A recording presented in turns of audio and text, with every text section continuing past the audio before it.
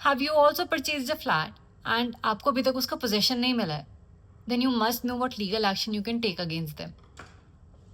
RERA, which is Real Estate Regulation and Developments Act 2016 and Consumer Protection Act 2019, इन दोनों acts के under builders are legally bound कि जितना timeline उन्होंने declare किया है उतने टाइम में उन्हें कंस्ट्रक्शन कंप्लीट करके आपको पोजेशन हैंड ओवर करना है.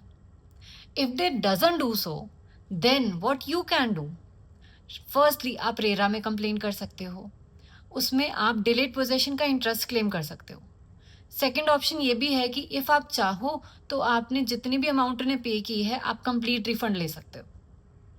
You can also file a consumer complaint for the deficiency of services against the builders. Third, what you have the relief is civil suit.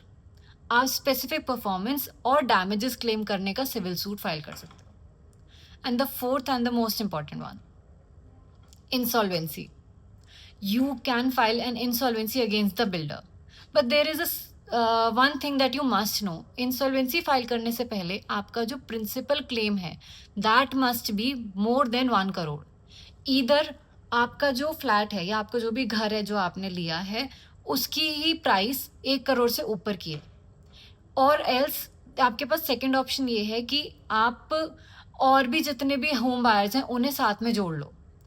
उन सब का क्लेम जोड़ के प्रिंसिपल अमाउंट आपका 1 करोड़ से ऊपर जैसे ही चला जाए, then you can file an insolvency petition before the NCLT against that builder. So these are the 4 legal remedies which you can use if आपको अभी तक आपके फ्लैट का पोजेशन नहीं मिला है.